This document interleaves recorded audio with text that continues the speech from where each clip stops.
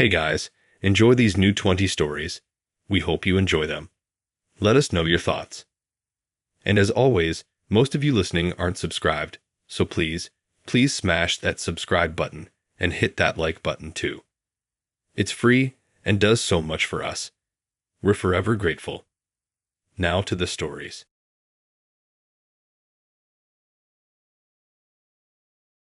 I don't usually go for girls with a massive online presence. It's not even a judgment thing. I just get weird about cameras. I've never been that guy who needs to post everything or live stream my dinner. I still leave my phone on silent and forget where I park half the time. But I matched with Shan because she looked cool, like genuinely cool. Chill outfits, big smile, kind of messy hair in a good way. She had one of those bios that just said something like coffee and dogs with a heart next to it, so I figured she was normal. We planned to meet at this outdoor food market thing. One of those pop-up spots that rotates vendors every weekend. Tons of lights strung across tents. People walking around with bell buns and overpriced drinks in jars. Music playing from some speaker no one could find. She was already there when I showed up, standing under one of the string lights, wearing this big denim jacket and white sneakers, holding a green smoothie that looked more like alga than anything edible. She waved when she saw me, all smiles, really warm energy. At first it was great. We walked around trying to pick something to eat, laughing about how half the food looked like it came out of a cartoon. I got some tacos and she got dumplings. We sat at this little wooden table that wobbled every time someone leaned forward. The only thing that was slightly off was how much she was on her phone. But I didn't think much of it. Everyone's glued to their screen these days. She'd occasionally hold it up and talk into it like she was recording something for her story, which still didn't really bug me. But then, maybe 20 minutes into the date, I started noticing little things that felt off. Like how she never really made eye contact for long. Every time I said something, she'd look at me, nod, and then glance slightly to the side. It was subtle at first. I thought maybe she was just easily distracted. Then I noticed how often she was adjusting the angle of her phone. It was propped up weird on this tiny little stand next to her drink, facing both of us. But again, I thought maybe she was just filming a vlog or whatever. Things started feeling strange when a group of girls walked past us, and one of them stopped, pointed, and said, "Oh my God, that's her." Shannon smiled and waved. The girl waved back and walked off like she'd seen a celebrity. I laughed and asked if she was famous or something. She kind of brushed it off and said she just had a bit of a following, which turned out to mean she had over 400 followers. I didn't say anything, just nodded. Tried not to look surprised. But now I was paying attention, like really paying attention. And that's when it clicked. She was live, like full-on live streaming. I leaned back just enough to glance at her screen, and there it was, little hearts floating up the side, comments flying in real time. Stuff like he's cute and asking his sign lol, and does he know? My stomach dropped. I'd been on a date for almost an hour without knowing there were hundreds, maybe thousands of people watching, listening, reacting. She didn't tell me, not once. I asked her real calm if she was live right now. She didn't deny it, just smiled and said yeah, but in the super casual way, like it wasn't a big deal. Said it was something she does all the time, and that her followers love meeting new people with her. She actually said that. Like it was part of some interactive rom-com she was streaming. I just sat there, trying to process. There was a camera pointed at my face. People were commenting on the way I looked, the way I talked, what I was eating. I started thinking back to everything I said. Every dumb joke. Every moment I thought was private. I told her I wasn't cool with it. Not in a dramatic way. Just said I felt weird being lit without knowing. She got kind of defensive. Said it was no different than filming a vlog. Said if I had nothing to hide, it shouldn't matter. I laughed, like a short, awkward laugh that just slipped out. Because how do you even respond to that? I told her I was gonna head out. And then she tried to guilt me. Said I was overreacting. Said her followers already loved the energy between us and that leaving now would kill the vibe.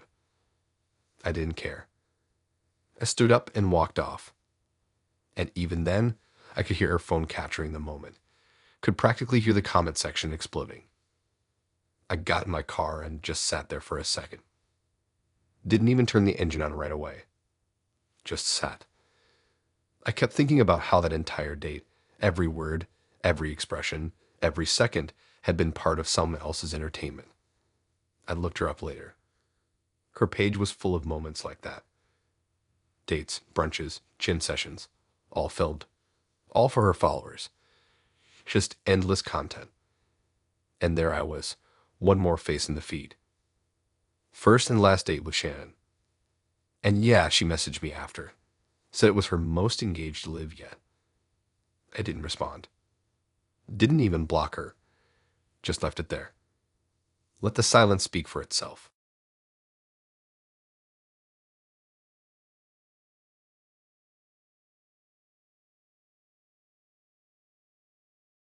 I should have known it was going to be bad when he suggested the gym for a first date.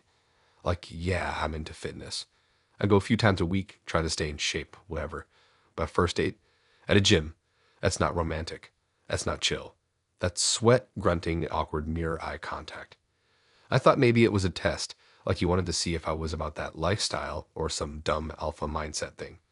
But I'd been in a slump, and he was cute in a weird, scruffy way. His messages had a funny energy, and I figure, hey, maybe it'll be different. Not everything has to be coffee and fake laughs at a brunch spot. So I agreed. We picked this gym he liked, some low-lit, warehouse-style one with loud music and those rogue squat racks that make everything feel like CrossFit cosplay. I was a little nervous, but I convinced myself it would be fine. I'm into fitness, right? I could hang. I got there early, changed into my workout gear, stretched, and grabbed my water bottle. I was ready. I wanted to prove I could hang. I wasn't going to be the kind of girl who chickened out on a gym date. As I waited by the entrance, I mentally prepped myself. It couldn't be that bad, right? It's just a workout. Then Danny walked in, and the smell hit me before he even said hi. It was like straight-up body funk. Stale sweat. That sour tan of someone who either didn't shower or just didn't believe in deodorant. And it wasn't just a little. No, it was full-blown suffocating. He gave me this big smile, like nothing was wrong, and clapped me on the shoulder so hard it made my teeth click. I tried not to flinch. I don't think I succeeded. He was wearing a sleeveless shirt that looked like it hadn't been washed since high school wrestling and shorts that were somehow too long and too tight at the same time.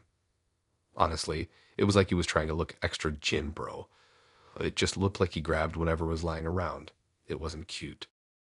I tried to ignore it, tried to focus on the actual workout. He said we'd warm up with some cardio, so we hit the treadmills. And oh my God. He ran like he was chasing something. Full-on sprinting, arms flailing, sweat flying off him in every direction. I was just jogging, trying not to stare, but I could see people around us glancing over, clearly uncomfortable. One guy even moved to another machine mid-workout. Yeah, it was that bad. And the smell? It only got worse. We moved on to weights. He loaded plates onto the bar like he was trying to impress me, but his form was absolute trash. I could feel my eye twitching as he kept grunting with every rep, like he was lifting a car off a trapped kid. I offered to spot him, just trying to be polite, and he immediately asked me to record him instead. So now I'm standing there, filming the sweaty stranger I met on the internet while he deadlifts with his back curved like a shrimp. At every few reps, he dropped the bar loud enough to make people jump. I wanted to crawl into a locker and disappear. After that came the machines. He insisted on doing circuits, zero rest, just hopping from one machine to the next, dripping sweat the entire time. He never wiped anything down. It was like he was immune to basic hygiene. I was carrying around those little paper towels they keep in the dispensers, trying to sneakily wipe behind him like some janitor in denial. But it didn't even help. Nothing was getting cleaned, not even close. At one point, I saw a literal drop of sweat fall from his elbow onto the floor and just stay there, like it was planning on living there for the rest of the afternoon.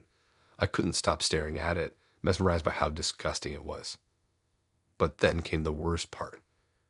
We stepped outside for a cool down, which just meant walking around the side of the gym near the dumpsters. And out of nowhere, he hawked this massive loogie and spat it on the pavement like it was nothing. Like we were two dudes after football practice. He didn't even hesitate. No warning, no, oh, I'm sorry. That's disgusting. Just a big wet splat. It actually splashed near my shoe. And he didn't even blink.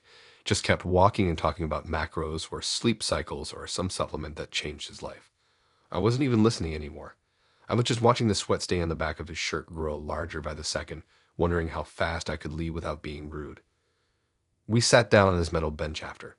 He was breathing hard, fanning himself with a protein bar wrapper. I sat stiffly next to him, trying to hold my breath. He asked if I wanted to grab a smoothie. I said I had to go let my dog out. I don't have a dog. He looked kind of confused but didn't argue. And in that moment, I bolted. Like literally speed walked to my car like I was in danger. My legs were moving before my brain could process the situation. I didn't care about being polite or trying to save face anymore. I just needed to get away. I sat in my car with the air conditioning blasting, staring out the windshield, replaying everything. The smell, the sweat, the spit, the fact that he didn't even bring a towel. It all just hit me at once, and I couldn't shake it. I had to stop myself from gagging. First and last date with Danny. And yeah, I blocked his number before I even left the parking lot. No regrets. I never went back to that gym again. I couldn't even remember the name of it now. Every time I drive by it, I feel a wave of panic. Not because of the gym, but because of the memory of how bad that date was. It's like it's burned into my brain. Now, when people ask me about my dating life, I just smile and say, "Oh, I'm taking a break." Works every time.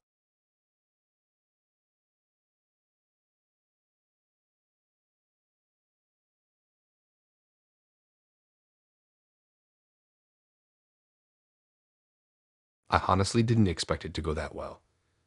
You know how most first dates are: awkward pauses, weird eye contact, some boring conversation about traffic or food allergies. But this one actually flowed. Mo was normal. Well, at first. Funny in that not trying too hard kind of way. He showed up on time, smelled good, didn't talk about crypto once. We met at this chill little spot with string lights and overpriced appetizers, and the kind of music that made it easy to talk, but also made it okay to not say anything every now and then. We talked for hours, like real stuff and dumb stuff. Favorite foods, terrible high school stories, weird dreams. I wasn't thinking soulmates or anything, but I definitely thought, yeah, I'd see him again. So when he asked if I wanted to come over after, I didn't get weird about it. I figured we'd hang out for a bit, watch something dumb, maybe kiss if things felt natural. He wasn't pushy about it, just casual. And honestly, I was down. We drove separately. He sent me the address. I looked it up on the way, wasn't too far, just tucked inside this quiet little street with houses that looked copied and pasted. I pulled up and he was already there waiting in the driveway, waving like he was spotting someone at the airport. That should have been my first red flag. I parked, grabbed my phone, did a quick mirror check, and walked up. The second he opened the front door, I knew something was off. There were shoes everywhere, like not just a couple pairs, a full lineup. Boots, sandals, sneakers, tiny toddler shoes, grandma slippers. The entryway looked like the backstage of a community theater production. Then the noise hit me. Voices, lots of them, laughing, yelling, talking over each other.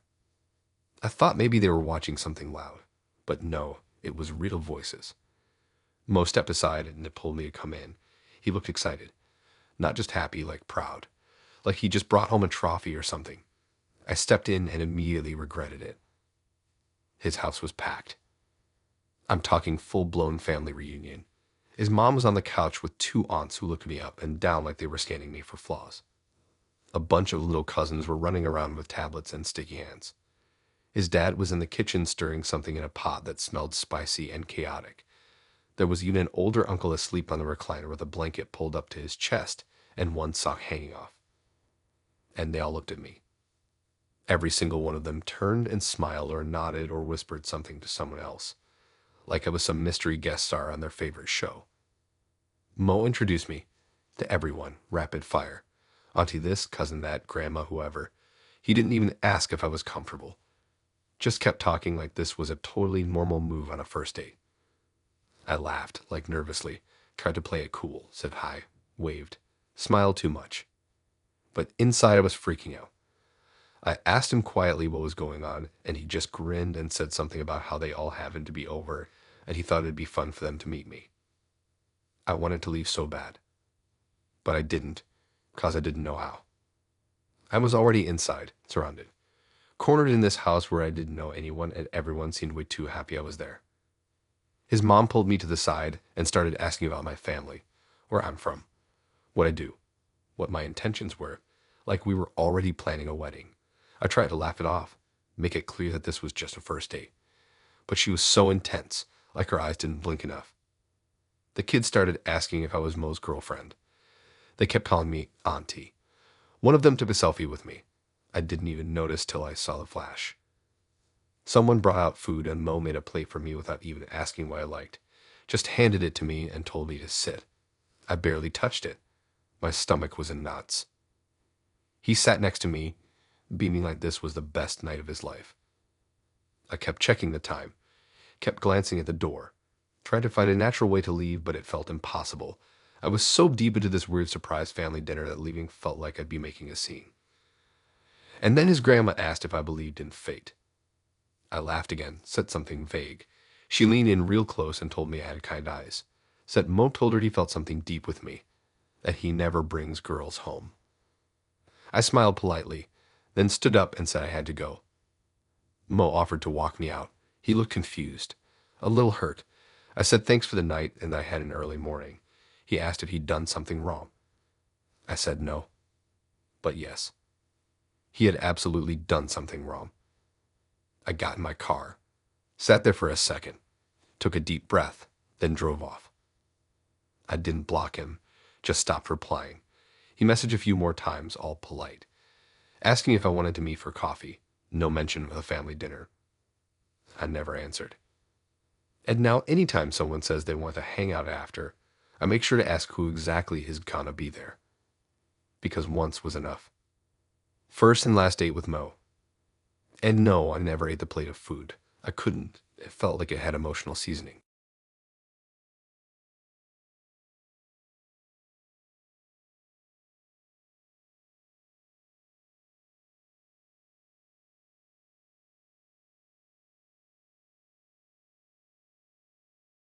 I wasn't even supposed to go out that night.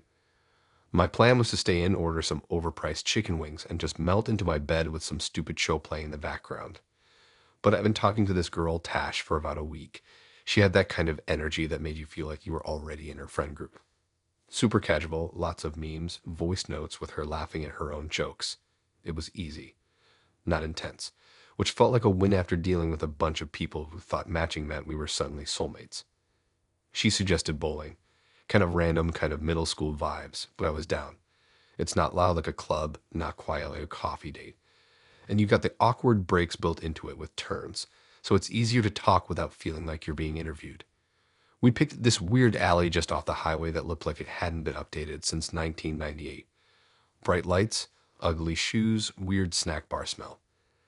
They had these stiff plastic seats and screens that still played animations when you got a strike. I met her at the counter. Tash was shorter than I thought, had messy curly hair, hoodie tied around her waist, and was chewing gum like it owed her money. She gave me this playful shove as a hello, and we got our shoes and laying. Everything started normal, like totally fine. She was competitive in a fun way. Made loud jokes when she hit the pins and groaned dramatically when she didn't. We were only a couple frames in and already had a decent rhythm going. I wasn't thinking this would be my future wife or anything, but it was a good time. No pressure. No red flags. Until, yeah, that happened. It was like halfway through the third frame. She was up, grabbed her ball, walked up to the lane. I was sitting behind her, kind of watching, but also kind of just scrolling on my phone.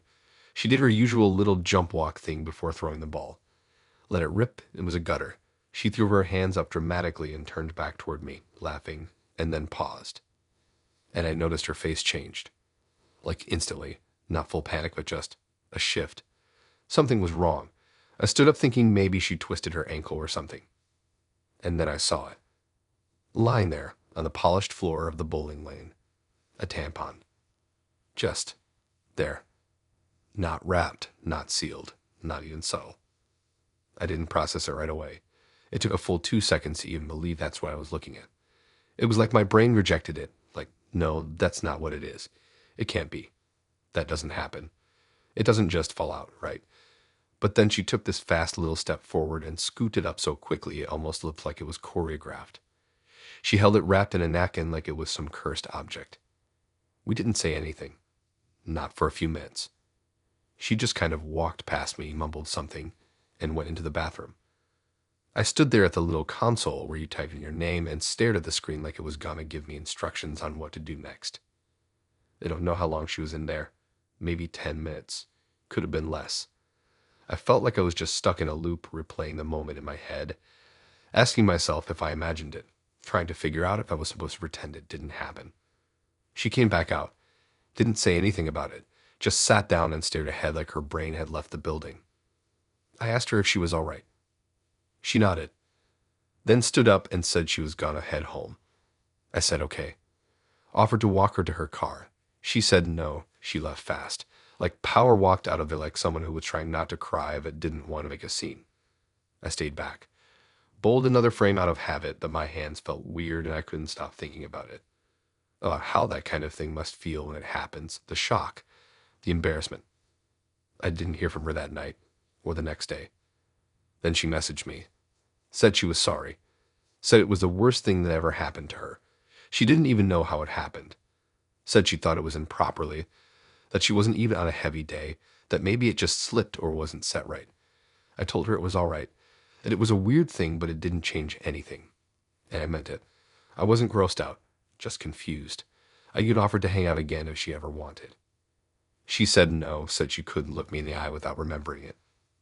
And that was it. I never saw her again.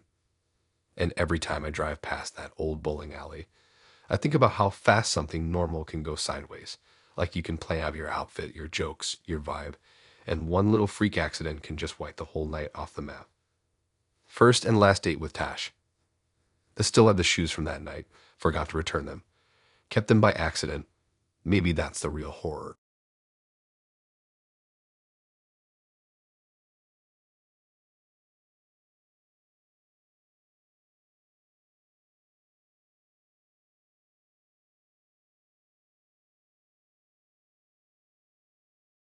I should have canceled the second I saw his profile picture up close. Like he looked normal from the thumbnail. Clean, smiling, kinda basic, but not in a bad way. But when I had zoomed in, his teeth were a little too small and his smile was just tense. Like he wasn't actually happy to be in the photo. But it was one of those nights where I just didn't want to be alone again, scrolling through trash food delivery options and watching the same old YouTube rabbit holes. So I went for it. His name was John. Just John. No emojis in his bio, which felt like a green flag at the time. He picked a Loki Diner near the edge of town.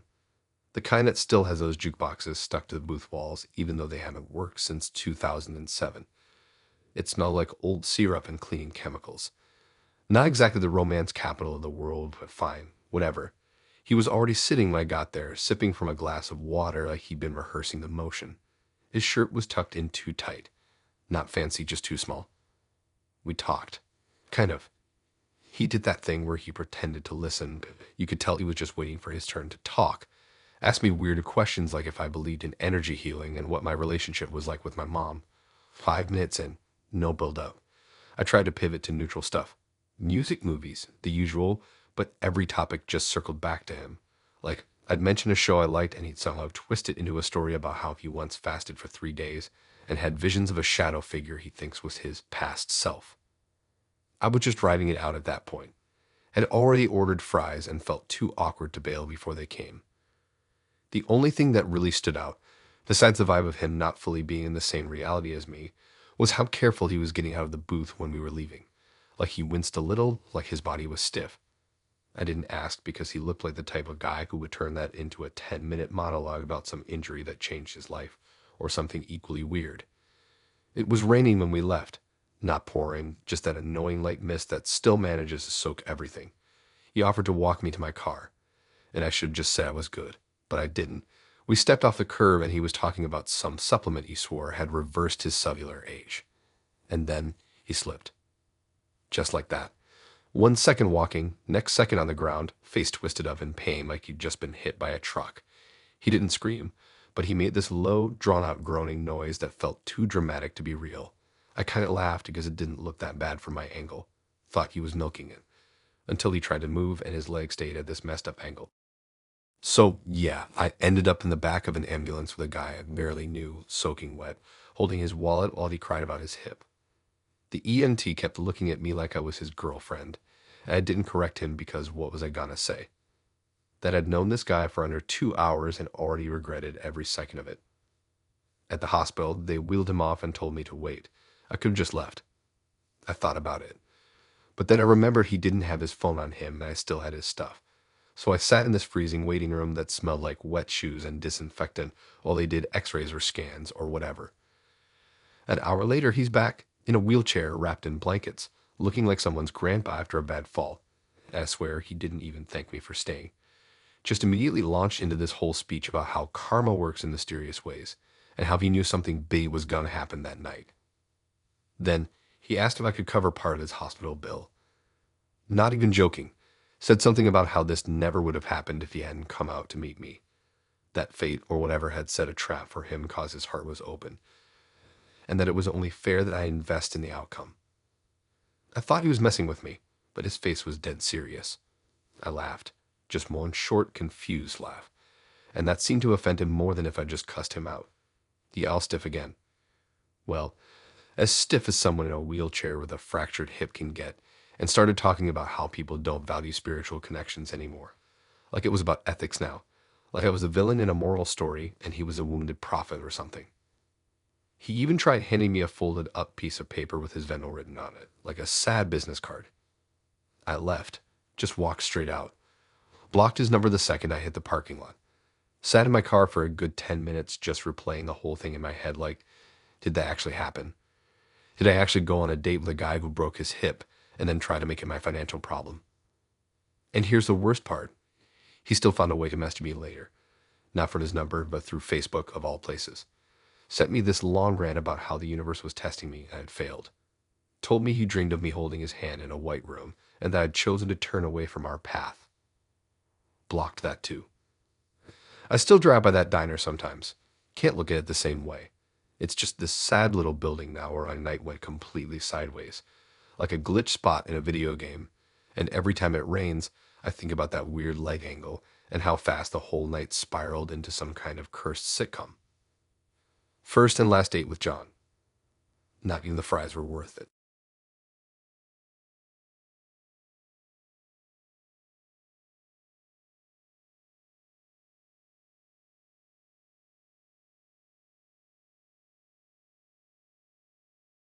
I met Dimmy on some app I only downloaded cause my cousin wouldn't shut up about it. He said it was better than all the others cause you actually get to see a video of the person before matching. Less catfish, more real vibes. Whatever. I was bored, so I tried it out. I don't even remember what her video was. I think she was wearing this massive pink wig and doing a spin with some glitter filter. I thought it was a joke, like maybe she was trolling the whole app or doing it for clout. But I swiped right. Maybe because I was bored. Maybe because she looked kinda cute under all that fake sparkle. We matched, chatted for a bit. She used a lot of emojis, like way too many. She kept typing things like Naya tilde and calling me senpai even before we met. I thought she was just joking around. I kinda hoped she was joking. But she was quick to ask if I wanted to meet up. Said she had a free Saturday night and wanted to hang somewhere aesthetic. I said sure, she picked the spot. So this place wasn't a normal cafe. It was one of those anime-themed joints tucked inside a strip mall behind a dry cleaner and a vague shop. Looked like it barely stayed open. The windows were foggy, and there was this faint weird smell, like burnt plastic and sugar. I almost missed the entrance cause the sign was just a paper taped to the door that said Kawaii Corner in pink gel pen. When I walked in, she was already there, and she wasn't dressed like a regular person. She was full on cosplaying, like full costume, white thigh highs, platform shoes, tiny schoolgirl skirt, giant pink wig, and a face covered in glitter. She looked like she walked straight out of a late-night anime forum. And the thing is, she didn't break character. Not once. She turned around and did this little squeaky high-pitched giggle and waved at me with her wrists curled in like cat paws. She even had drawn whiskers on her cheeks. I didn't know what to say. I just sat down across from her at the booth and tried to act normal. The booth was sticky. Like, there was something sweet spilled on the seat and I didn't want to touch anything. The whole place looked like it had been decorated by someone who had never been outside. Fairy lights tangled with fake vines, walls covered in hand-drawn posters of characters with names like Kuro Nico-chan and Bubble Blossom Princess. And it was weirdly dark, like they were trying to save on the power bill. Demon kept talking, but not like a person. Everything she said was in that voice, like a helium balloon that learned how to talk. She told me she was blessed by the Nico gods, and that she only eats desserts shaped like animals. She ordered a plate of bear-shaped mochi and spent 10 minutes taking selfies with it before eating one. She also kept making these little noises when she chewed, like yum yum tilled and munch munch. And it wasn't like she was doing it for my reaction, she was seriously into it. Like she didn't break eye contact with me the whole time. I tried to ask her normal questions, like where she was from or what she did for work, but she would only answer in character. Told me she worked in a magical maid realm where she granted wishes to lonely warriors. I didn't know if that meant she was a waitress or something way weirder. I didn't want to ask. Then it got worse. She pulled this tiny pink bag from under the table and opened it slowly like it was some dramatic anime reveal. Inside she had these. I guess they were plushies, but they looked handmade, not in a cute way, more like they were stitched together from whatever she had lying around. One had buttons for eyes, another had hair that looked suspiciously like it was cut from a real person. She lined them up on the table in front of her and introduced them like they were her family. She told me their names, their backstories, what powers they had. One of them was apparently cursed with eternal loneliness unless he found his true love before the Sakura moon. She said that while staring at me. I laughed. I shouldn't have. Her face didn't move. She just tilted her head slowly and blinked a few times like a broken toy. Then she said something like, "You don't believe in fate, do you?" But in that same squeaky voice, and I felt something in my stomach turn. I told her I had to use the bathroom. The bathroom was at the end of this narrow hallway past a curtain that looked like it hadn't been washed in years. Inside, the light flickered and the mirror was cracked. I splashed cold water on my face and just stood there staring at my reflection, trying to figure out how to get out of this without being a jerk. Then I heard it. Not footsteps, not talking, just that giggle. Faint, high-pitched, drawn out, like she was right outside the door. I waited. The giggle stopped. I opened the door real slow, peeking out. No one there, but the curtain was swinging like someone had just pushed through. When I got back to the table, she was gone, just gone. The plushies were still there, all facing my seat now. And in the middle of the table was a single paper napkin with a heart drawn on it and the words, "Found you tilled in pink ink." I left the cafe, walked fast, got in my car and locked the doors. When I looked in the rearview mirror for half a second, I swear I saw her pink wig in the window of the cafe. But when I blinked, it was gone. I unmatched her the second I got home, blocked her number, deleted the app. A couple nights later, I got a letter in the mail, no return address. Inside was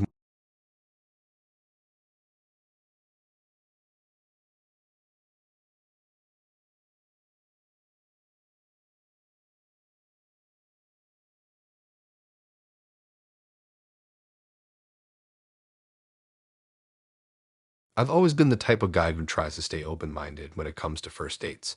I mean, we all know the drill. Awkward conversations, small talk, and hoping your date doesn't end up being a complete nightmare. But there's one date that sticks out in my mind for all the wrong reasons, and trust me, it's one I'll never forget. It all started at Wendy's. Now, before you think this is just some random quirky detail, let me explain.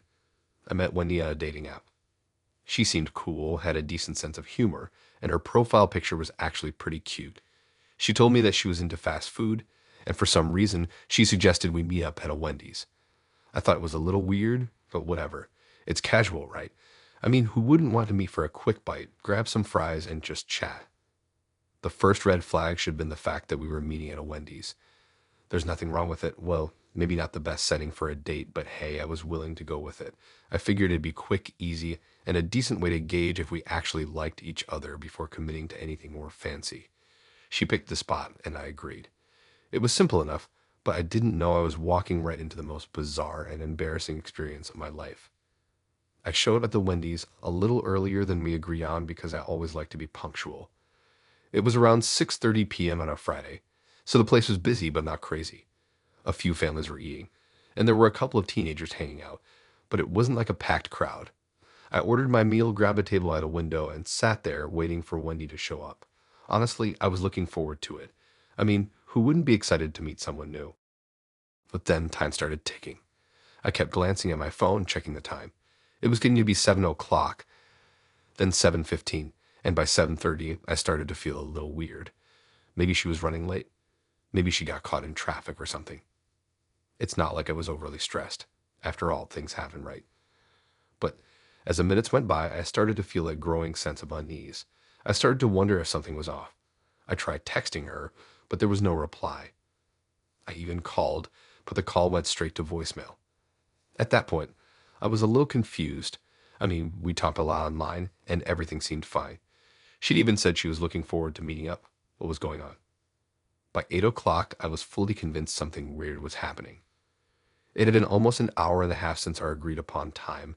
I was sitting in Wendy's by myself, eating fries like some sort of sad, lonely guy.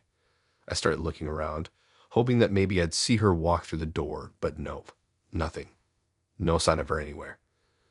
That's when it hit me I was being played. Someone was messing with me. It was like a sick joke, and it was a punchline. I started to think back on our conversations. She had been so sweet, so normal, or at least that's how it seemed. Maybe I missed something. Was there a hidden message I didn't pick up on? Did she actually never plan on coming? But who would do something like that? The more I thought about it, the more I realized I didn't even know her that well. She could have been someone completely different online. I started to feel embarrassed. I mean, I was sitting in a fast food joint by myself, looking like an idiot. People were staring. I could feel their eyes on me, probably thinking, what's this guy doing here, waiting for someone who's clearly not showing up? It wasn't just the fact that she didn't show up. It was the sheer ridiculousness of it. We were at Wendy's, for crying out loud. It's not like we were meeting at a fancy restaurant or something that would require any kind of serious commitment. It was just fast food. And yet, somehow, I was the one sitting there alone, in the same spot, at the same table, like some kind of loser. I sat there for a while, trying to figure out what to do. I could leave, I guessed, but part of me was holding on to this slim hope that maybe she'd still show up. Maybe she was running late, or maybe she got caught in traffic. But deep down, I knew that was probably just wishful thinking. I looked at my phone again, hoping for a text or a call, but still nothing. At some point, I just couldn't take any more. I grabbed my stuff, walked up to the counter, and asked the cashier for the bill. I'd already eaten, but it didn't matter at that point. I was done. I wasn't going to sit there anymore, pretending like everything was fine. I paid for my meal, threw my trash away, and walked out, feeling like a complete idiot. I'm not sure how long I sat in my car, just staring out the windshield. It was dark now, and the streetlights were casting a weird glow on the empty parking lot. I didn't even know what to think. Part of me wanted to text her, ask her what happened, but then I realized that maybe this was just one of those things. Maybe she had ghosted me and I was too stupid to realize it. Maybe the whole thing was a prank from the start. I ended up deleting her number. I didn't want to waste my time on someone who couldn't even be bothered to show up for a first date. It was ridiculous, but in a weird way, it was kind of funny. It's like I was the punchline of some cruel joke that I didn't even get to laugh at. I never heard from Wendy again, and honestly, I'm okay with that. I still can't shake the feeling that someone had set me up for a good laugh at my expense. But in the end, I guess I just learned that not every first date is meant to be. Some are just meant to make you realize how ridiculous online dating can be. So, yeah, that was the day I showed up to Wendy's, only to realize that maybe the real joke was on me.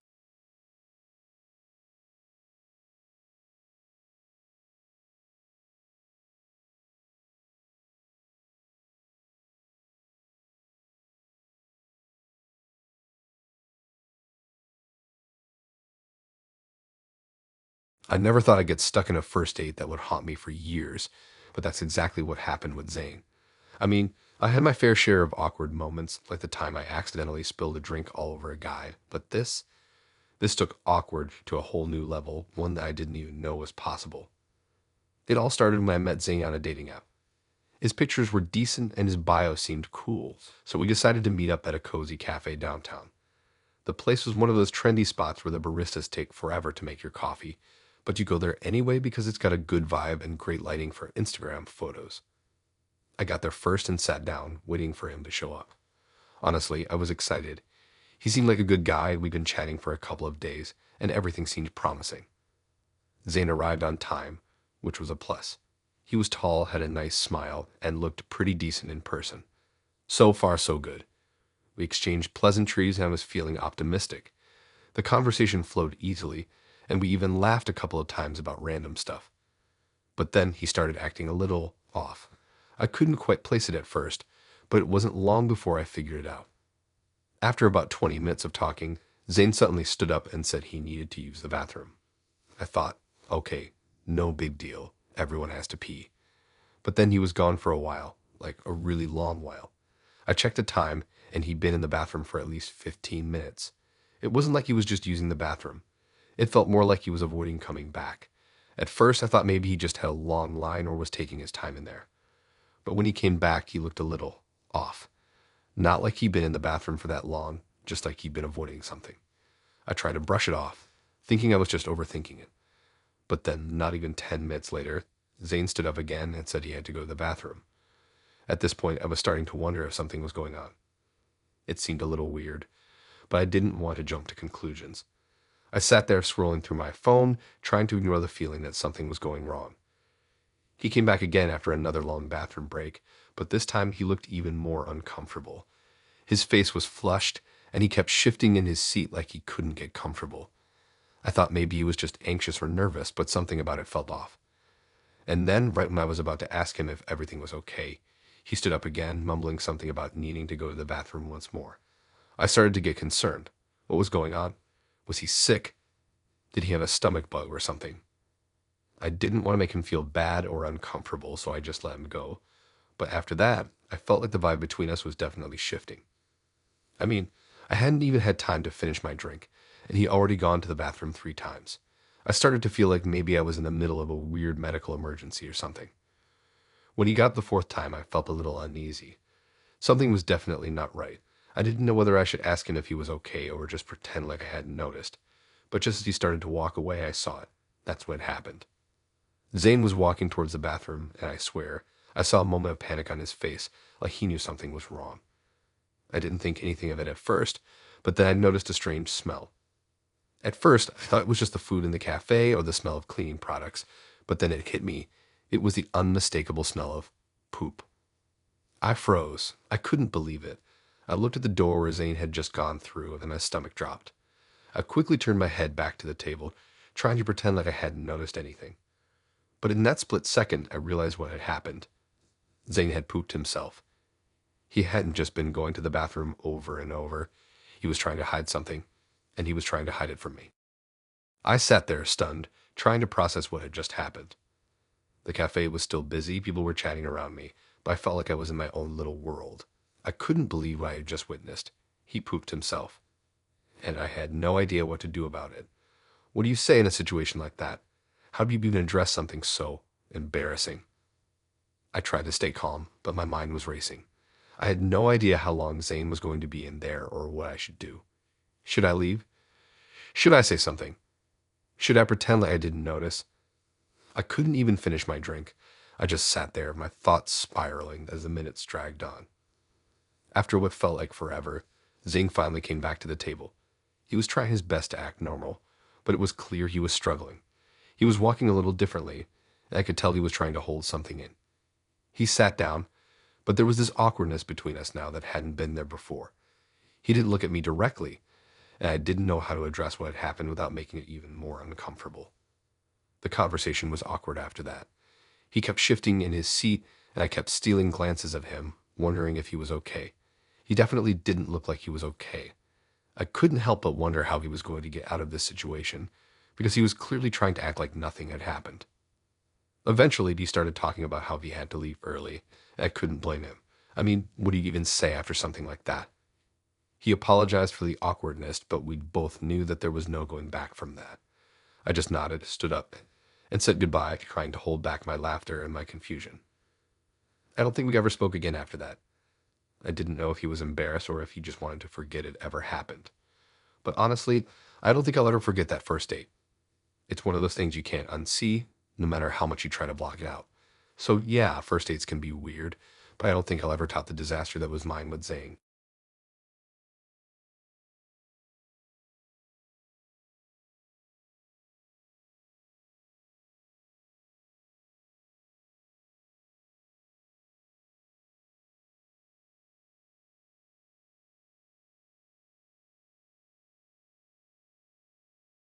So I met Pawnee on one of those dating apps, you know the kind. Swipe right, swipe left, all the usual nonsense. She had this cute smile and a profile that wasn't like the rest. No crazy selfies, no just out here looking for my soulmate kind of thing. She seemed chill, We talked for a bit, and after a week of texting, we decided to go out for dinner. I didn't really think much about it at first. It was just a date, right? I wasn't expecting anything special, but at the same time, I didn't want to be the guy who was just whatever about it. I got ready, picked out a decent shirt, and headed to the restaurant. It was one of those places that's a little fancier than usual, but not too high-end. The kind of place where the lighting makes everyone look 10 times better than they actually are. I wasn't really feeling fancy that night, but I figured it wouldn't be a big deal. When I got there, I saw her waiting outside.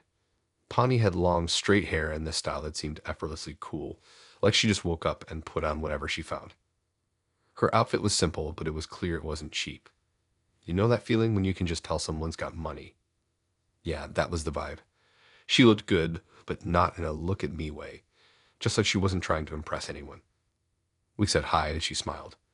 The whole first date awkwardness was there, but not as bad as usual. We went inside and got seated at a table by the window. The menu was nice, but you could tell the prices were on the higher end. I didn't think much of it, though. I'm not the type to overthink stuff like that. As we started talking, things seemed fine. She was friendly, funny, easy to talk to. But then the conversation shifted a little. She started talking about her family. Now, when someone mentions their family, you don't think much of it, right? You think, oh, cool, they're close with their parents, or whatever.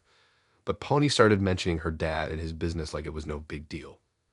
The way she described it, I started to realize her dad wasn't just some regular guy. She made it sound like he was really successful, like a CEO or something. And that's when it hit me. She didn't just have a nice life, she was wealthy. I guess I should have caught on sooner, but it wasn't like she was talking about money in an obvious way. It was subtle, like how someone would casually mention owning a couple of properties or being a regular at a 5-star restaurant. It was the kind of talk that made you realize, okay, this person's got a lot more going on than I do. At first, I tried not to let it bother me. I mean, who cares, right? People have money and people don't. It's whatever. But as the night went on, it became clear that Pony wasn't like the girls I usually went out with. She didn't talk about working a part-time job or how tough school was or any of that stuff.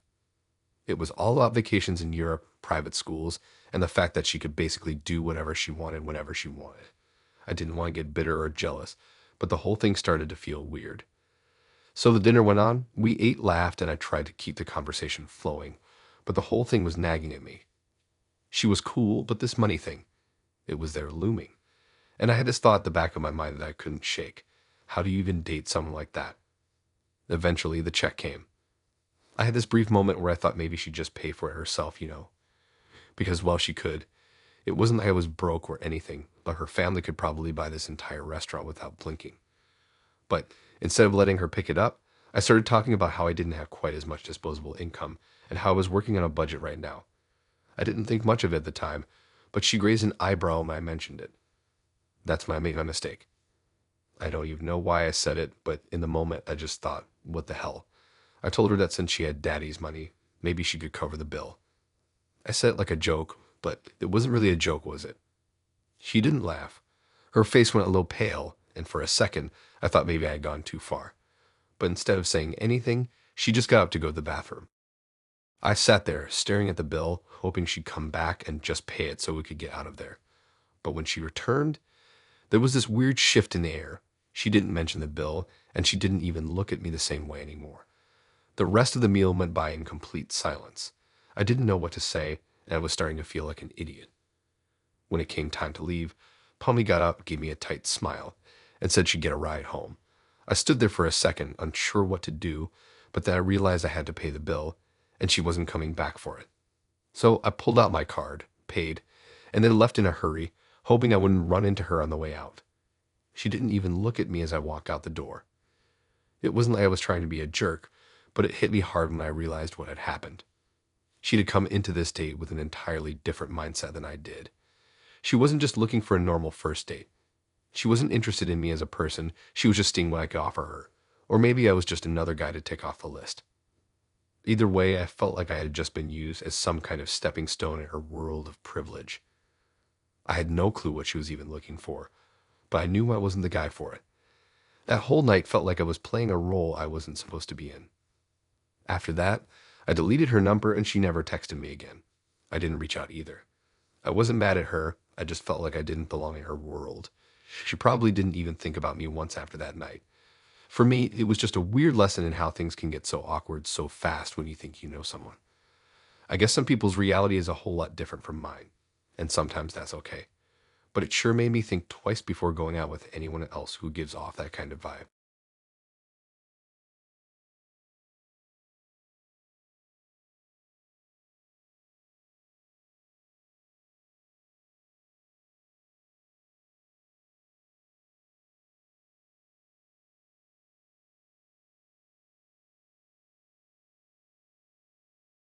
I'd never thought a first date could go from normal to completely terrifying, but here I am, telling you about the time Brad made me regret ever saying yes to meeting him.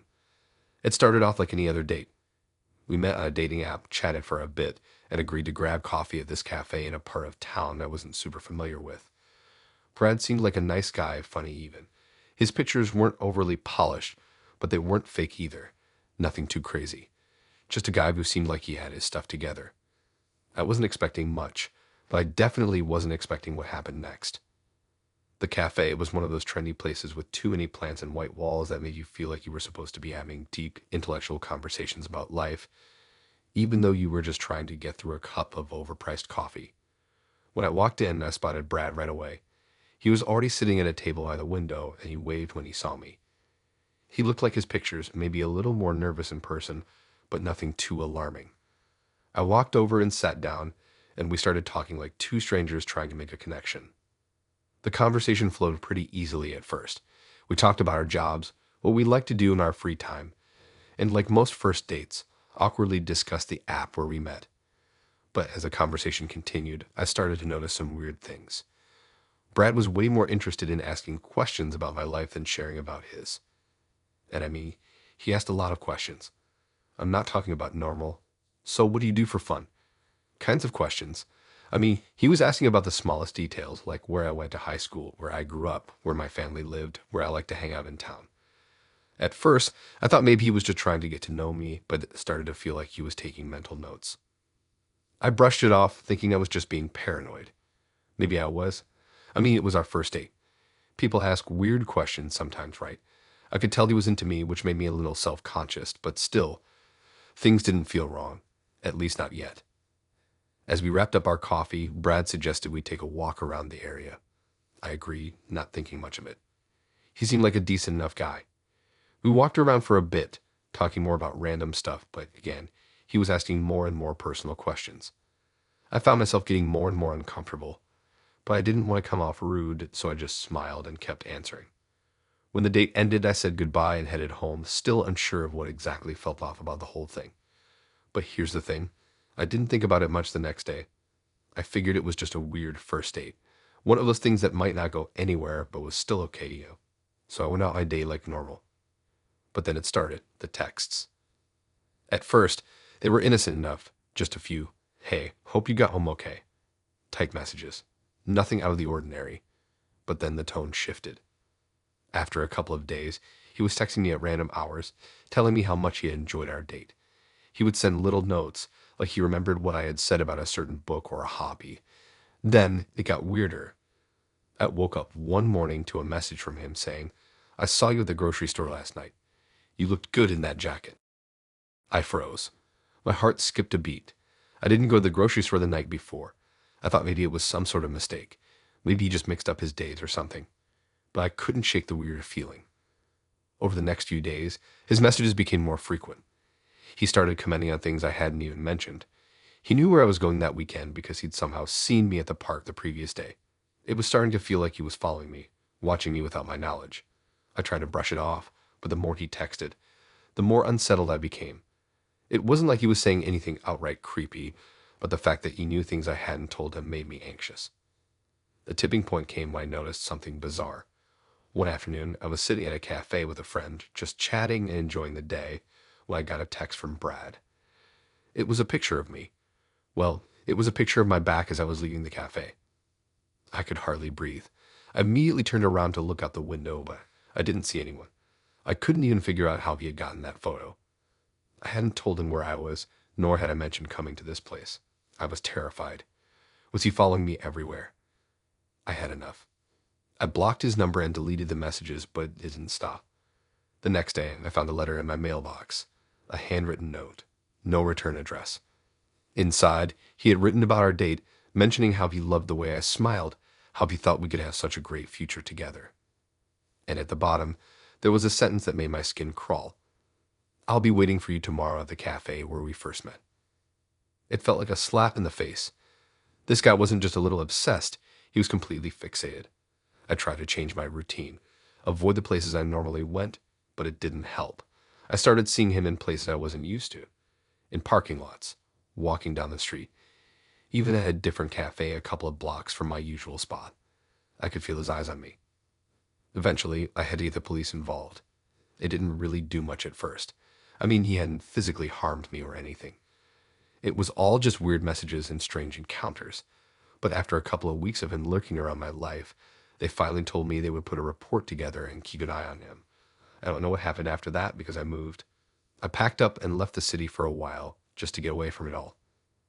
I haven't heard from Brad since, but I still get a little jumpy when I think about it, and I definitely don't go to the same cafes anymore. Every time I pass by a place that reminds me of him, I feel like I'm being watched again, like he's still out there somewhere waiting. So, yeah, first dates can be fun, but sometimes they turn into your worst nightmare.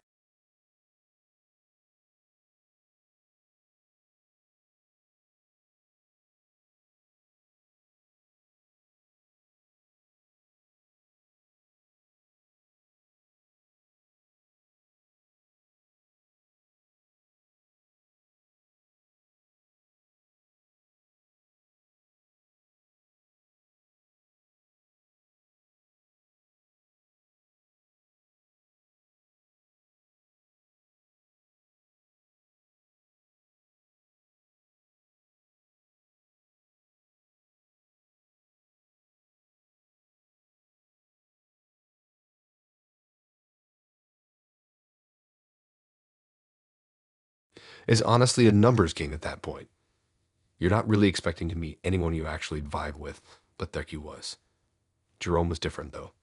His profile was pretty chill, nothing too weird. He liked hiking, video games, and dogs. Honestly, I thought he was cute.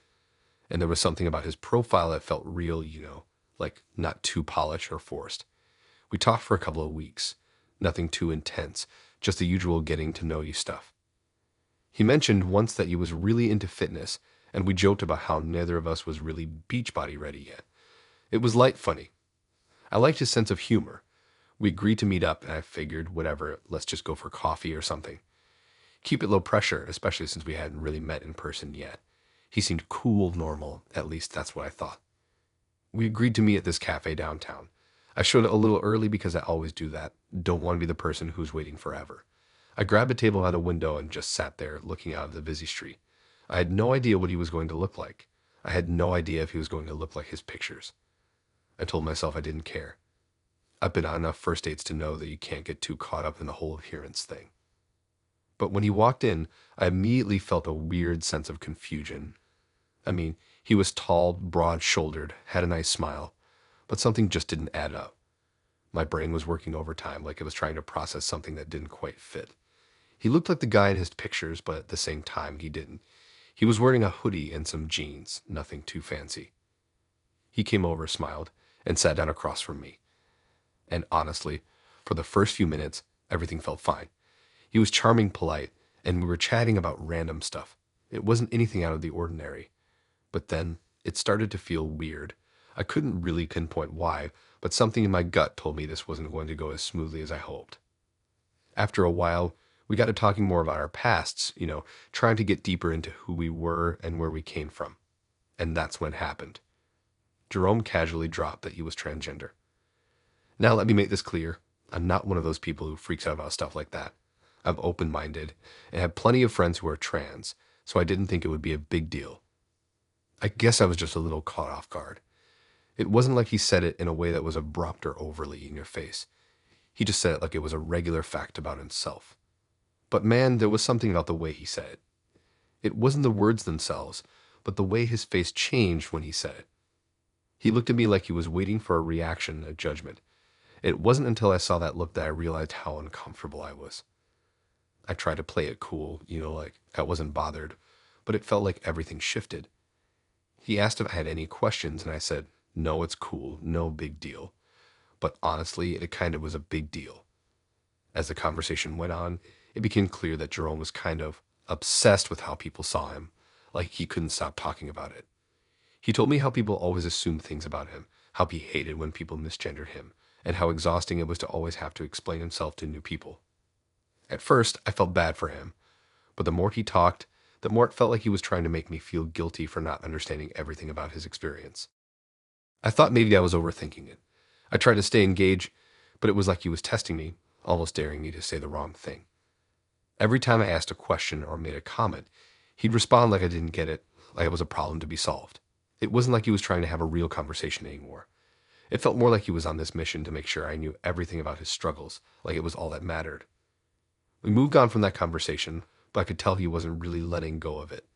Every few minutes, he'd slip in a remark, something about how hard it was to find a date who didn't have issues with it. And that's when I started to feel trapped. I felt like I was expected to act a certain way to validate his experience, even though I barely knew him. By the end of the date, I was exhausted. Not from the conversation, but from the pressure he had put on me to constantly say the right thing, to always show that I was accepting. I had tried to stay polite and open-minded, but the whole thing felt like an emotional minefield. There was no room for me to just relax or get to know him. It was like the entire date had been about his transition and the hardships he faced, and if I didn't handle it perfectly, I'd be a bad person. When it was time to go, he asked if I wanted to hang out again. I said maybe, but I knew deep down that I couldn't do it. I couldn't put myself in a situation where I had to constantly prove that I was okay with something. I mean, who wouldn't want to be supportive? But the whole date felt more like an interrogation than a first date. I don't want to be someone's emotional test subject. As I left, I felt like a weight had been lifted, but also a weird sadness lingered. I wasn't sure if it was because of the uncomfortable situation, or because I felt like I was expected to act like something I wasn't. I never reached out after that, and pretty sure I won't be going on a date like that ever again.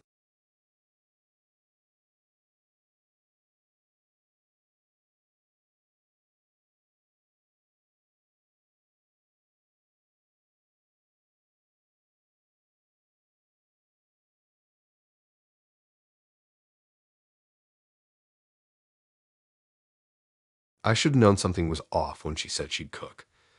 Not that it's weird for someone to cook on a first date or anything. I mean, yeah, it's a little much, but it sounded kinda cool. Different. Girls don't usually say that straight out. Lulu messaged me the second day we matched and said, no small talk, no overthinking, come to my place Friday and she make dinner. She said she loved cooking and that she was really good at it. I was like, sure, why not? She looked normal, her pics weren't filtered to hell. No dog ears, no sunset yoga crap. Just her standing in weird places like under a bridge or next to a gas station sign. Like someone who wasn't trying too hard, which I liked. She wore oversized hoodies in all her pics, and her hair looked like she cut it with kitchen scissors, but in a cool way. Friday came around and I told one of my friends where I was going just in case I got chopped up. Not even kidding. I joked about it, but I also texted the address to two people. I'd never been to her area before. It was kinda out there. Not the middle of nowhere, but like the edge of town where the streets go quiet and the lawns start looking confused. She lived in a duplex that looked like someone abandoned it halfway through a renovation. The porch light was flickering and the mailbox was hanging off with duct tape. I almost turned around, but then she opened the door and waved at me like she'd been waiting for hours. She had this weird energy. Not bad, just off. Like she was excited, but not in a normal way. Her place smelled like incense and lemon cleaner. I stepped in and saw there were like 7 candles lit in random corners. One on top of the microwave, one in the bathroom sink. She told me to sit down while she finished cooking. I noticed she didn't have a dining table, just a small fold-out with 2 metal chairs. She had old horror movie posters on the walls and a painting of a goat wearing sunglasses. I asked her what we were having, and she said it was a surprise. I thought she was joking.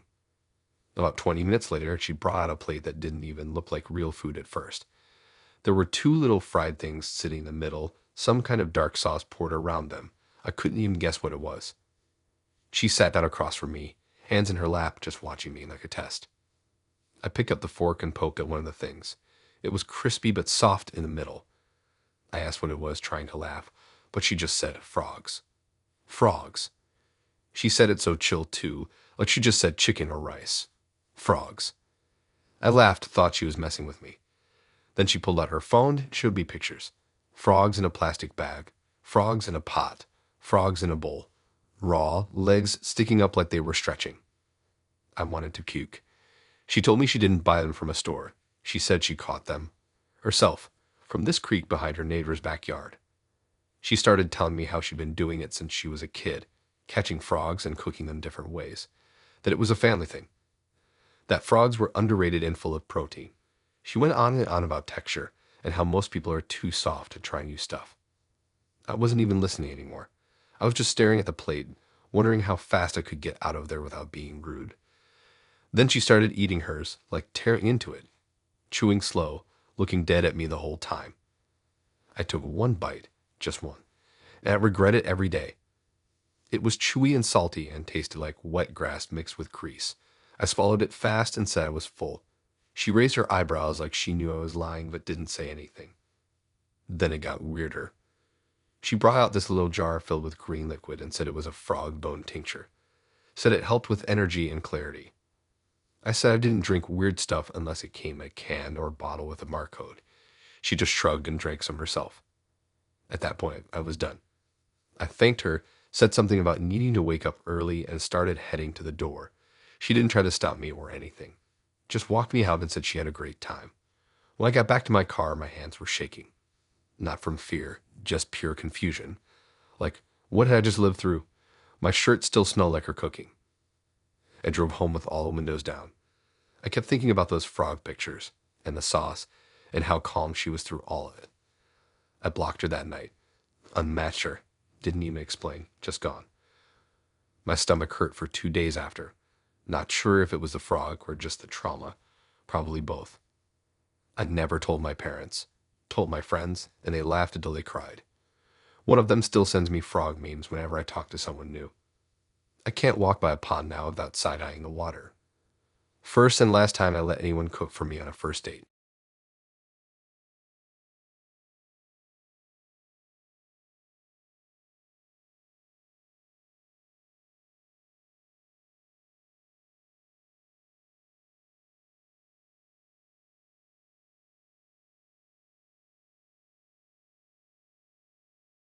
I don't really tell this story much, mostly because people always get quiet after I do, and I'm stuck sitting there like I farted at a funeral or something. But whatever, you wanted a messed up first date story, so here's mine. And yeah, it was bad. Like, what the hell is wrong with people bad? It started with a friend of a friend, Tommy. She said he was cool, kind of awkward, but funny in a dumb way, like a guy who still laughs at fart jokes but owns more than one pair of corduroy pants. I wasn't really looking to date anyone, but we'd just gotten out of lockdown and I was bored of talking to my plants and watching people eat ramen on YouTube. We matched on this dating app that had deleted and re-downloaded 3 times already. It was one of those apps where everyone either has a fishing photo or a blurry mirror selfie from 2017. Tommy's pics were all close-up face shots, which should have been my first clue. Like if every picture is a headshot, what's hiding below the chin, right? We talked for a couple days. He was super eager, always replying fast, which I didn't mind at first. He said he liked horror movies and old punk music. Seemed harmless. So when he asked if I wanted to grab food, I said sure. Why not? He picked this burger spot on the edge of town, like one of those places that looked retro, but you can tell it opened last year. Bright red booths, black and white tile floors, milkshakes served in tall metal cups like it was 1952. It was a little loud inside with a jukebox blasting Elvis for some reason. I got there a few minutes early and waited outside because that's my rule. Never be the one already sitting inside like a sad dog. When he showed up, the first thing I noticed was how different he looked in person. Not in a catfish way, just off. Like he aged 5 years overnight. His hair was thinner, his face more tired looking, and he walked like someone who had a lot of opinions about truck engines, but didn't own one. He smiled like we were old friends, and for the first 5 minutes it was fine. Small talk, awkward laughs, the usual first date tension. We ordered burgers and fries. I got a veggie one, which he raised an eyebrow at but didn't say anything. At first. Then it started. He brought up his job, something boring with spreadsheets, and somewhere in the middle of that, he made a joke about his coworkers being too diverse for HR to function. He laughed like it was just a throwaway line. I kind of blinked and waited for him to backtrack or say he was kidding. But he didn't, just kept talking like he didn't just say something weird. I let it slide. Maybe it came out wrong. Maybe I misheard. But then he started telling a story about getting pulled over a few weeks ago and said something about at least the cop wasn't one of those woke types who won't arrest anybody anymore. His tone didn't change. He said it like it was just a casual fact. I was halfway through dipping a fry when it hit me. This dude wasn't just awkward. He was one of those people. The kind who says wild things in a totally calm voice, like racism is a personality trait. He kept going, talking about how he doesn't get why people get offended by jokes, how everyone's too sensitive now, how you can't even say anything anymore without someone calling you out. It was like he was testing me, like he wanted to see how far he could go before I pushed back. I sat there, frozen, sipping my shake and trying to plan my exit. I was too polite, which I hate about myself. I should have just grabbed my stuff and left. But I didn't. I kept trying to steer the convo somewhere else. Music, movies, literally anything else. He didn't get the hint. Started ranting about how Hollywood is ruining classics by casting random people in remakes. And by random, I knew exactly what he meant. He said it with that smug smile, like he was making some brave observation when really he was just being a racist clown in cactus. The worst part, the way he looked at me. Like he thought I was on his side. Like I was going to agree and laugh and say something just as bad. I felt gross. I was suddenly covered in grime just from sitting across from him. When the bill came, he offered to pay. I told him I'd cover my half. He looked confused for a second, then shrugged and let me. I think he thought the date went great. We walked out into the parking lot. He asked if I wanted to go grab a drink at another bar nearby. I told him I had to be up early. He gave me this weird one-armed hug, said we should do it again sometime. I nodded, fake smiling so hard my cheeks hurt, and power walked to my car like it was a getaway vehicle. I sat in the driver's seat for 10 minutes before I started the engine. Just sat there replaying everything. Wondering how many people he'd gone on dates with who didn't say anything either, or worse, who agreed with him. I blocked him that night. Unmatched him on the app, told my friend what happened, and she apologized about 10 times. Said she had no idea he was like that. I believed her. Tommy didn't come with a warning label, but maybe he should have. It messed with me more than I thought it would. Not just because he said those things, but because of how normal he made it seem. How calm he was, how casual, like it wasn't a big deal. Like hate was just a topic you could bring up over fries and milkshakes. And the next time someone asked if I've been dating lately, I just said nope. Didn't feel like explaining. I still can't eat at that burger place, which sucks because the milkshake was actually really good.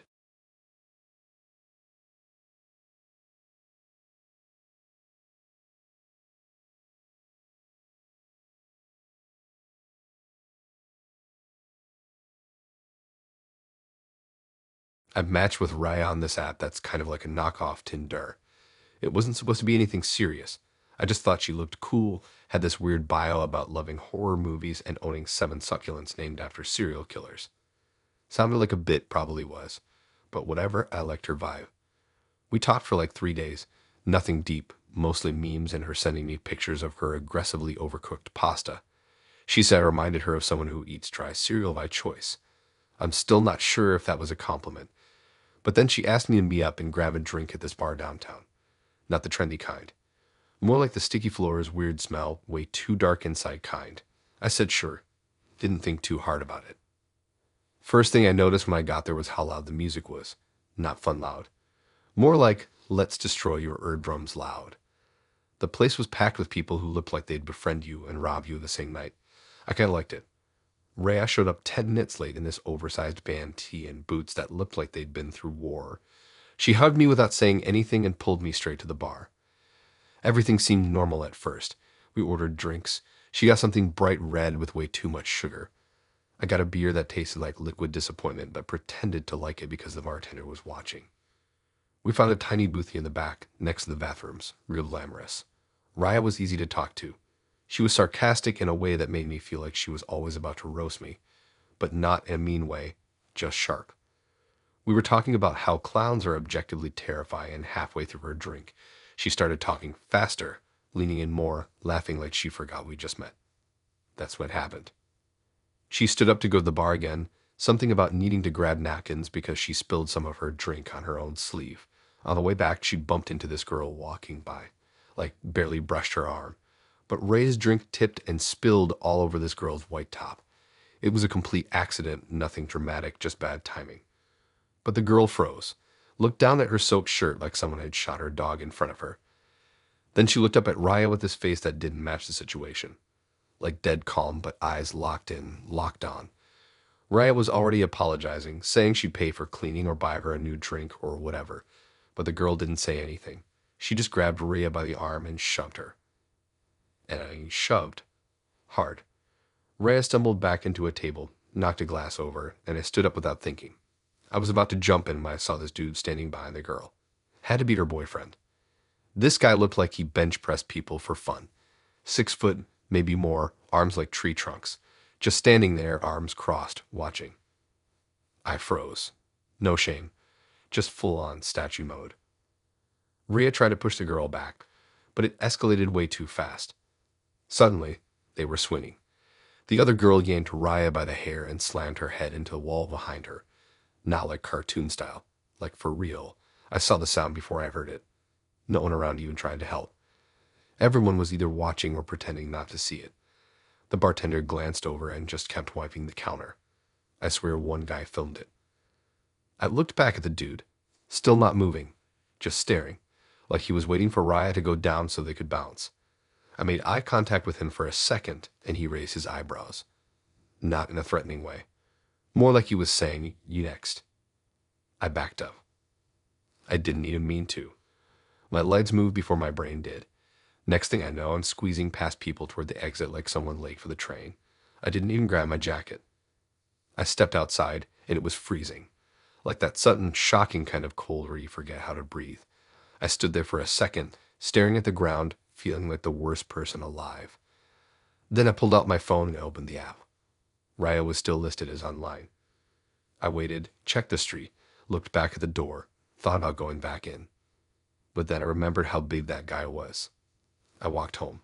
4 miles. In the cold, past 3 rats and a guy yelling in a trash can. Didn't stop once. The next morning, Raya blocked me. Didn't even get a message. Not that I blamed her. I never even found out what happened after I left. I like to think she got up, threw a chair or something, and walked out flipping everyone off. But I doubt it. I haven't been back to that bar. Can't even remember the name of it now. Every time someone asks me how my dating life's going, I think about that night. I think about Raya's laugh and her drink spilling in that guy's face when I hesitated. I usually just say, taking a break. Works every time.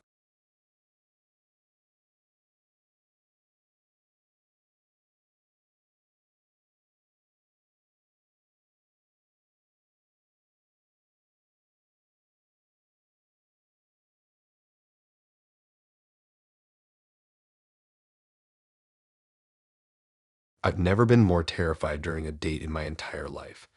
You know how you always hear those crazy stories where something goes horribly wrong.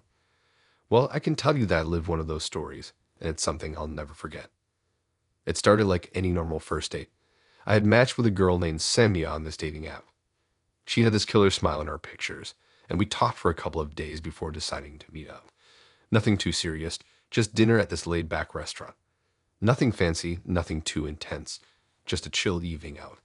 That's all I was expecting, honestly. What I didn't expect, though, was to have a date interrupted in the worst way possible by a very angry father. So I meet Samia at this cafe, right? She was even prettier in person, which is always a nice surprise. She had this warm, easygoing vibe, and I felt like we clicked right away. We started talking about our favorite foods, our jobs, and of course, some of the typical small talk you go through on a first date. Everything seemed to be going well, but there was something about her that felt a little tense, like she was watching her back a lot. At the time, I just thought maybe she was nervous or just a little shy. I mean, we were still getting to know each other. Things started to take a turn when Samia checked her phone a couple of times, clearly anxious about something. It was barely 30 minutes into the date when I noticed her demeanor shift.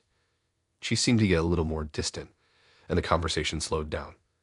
I didn't really know how to handle it, so I just kept trying to keep things light. But then she excused herself to go to the restroom. I didn't think much of it. She was probably just getting a little uncomfortable, right? But then the situation escalated in a way I never saw coming. Samita came back to the table, looking pale. I could tell something was wrong. She didn't sit down right away. She was just standing there, looking at me with this really panicked look in her eyes. I asked her if she was okay, and she didn't answer right away. Instead, she turned her head quickly, glancing over her shoulder toward the entrance of the cafe. That's when I saw him. A man was standing by the door, eyes locked on Samia.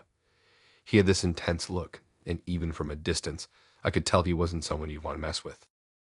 Samia's face went even paler as she started to slowly walk back toward the door. I thought maybe she knew him or maybe he was just a friend or something. But then, out of nowhere, he started walking toward us, and I could see Samia's face starting to panic. She whispered something to me, but I couldn't catch it. I asked her to repeat it, but she shook her head, telling me I needed to go. She looked like she was about to cry, her body visibly shaking now. I was confused, honestly. I didn't know what was going on. But before I could even say anything, the guy reached us. And that's when I realized this wasn't a random encounter. This was her dad. Her dad walked up to me, his eyes full of anger. Without any warning, he shoved me back into the chair, so hard that I hit the back of it. At this point, I'm still trying to piece together what's happening. But Samia's dad didn't seem like the type to talk things out. He was saying things under his breath, too low for me to hear at first, but then it got louder. He was furious, and I could tell from the way he was looking at me that something was about to go down. He didn't waste any time. Before I even had a chance to stand up, he grabbed me by the collar of my shirt and started dragging me out of my seat. I was trying to push his hand away, but his grip was surprisingly strong. The cafe staff was watching, but no one did anything, probably because they could see how serious this was. I kept telling him to stop, asking what was going on, but he didn't care. He wasn't listening to me at all. The worst part, Samia was standing there, frozen. She wasn't saying anything. She wasn't even trying to stop him. She just watched, tears streaming down her face, looking completely helpless. He dragged me outside, and I had no choice but to follow him, or else I would have been thrown to the ground. I was already feeling my heart race, and my hands were shaking. Once we got outside, he pushed me up against a car, his fist clenched. I could feel the heat of his anger radiating off of him. And then it all happened so fast. He hit me. Not like a slap or a punch to the chest, but a real punch right to the face. My nose instantly started bleeding and I stumbled back, trying to regain my balance. I barely had a second to process what was happening before he came at me again. He was yelling now, saying something about how I had no business being with his daughter, how I wasn't good enough, how I didn't deserve her. To be honest, I wasn't even fully listening. My mind was still trying to wrap itself around the fact that I was getting my ass kicked by a dad I had never met before. I managed to shove him off me for a second, giving myself a little breathing room. I tried to explain. No, I wasn't doing anything wrong. I just came here for a date, but all that seemed to do was make him angrier. Samia, who had followed us outside at this point, didn't say a word. She was just standing there, watching like she was in some kind of trance. She didn't try to help me, didn't even try to stop her dad. At that moment, I realized this wasn't just about me. There was something way deeper going on. Maybe she was terrified of her dad, or maybe this was normal for her. Either way, I was done.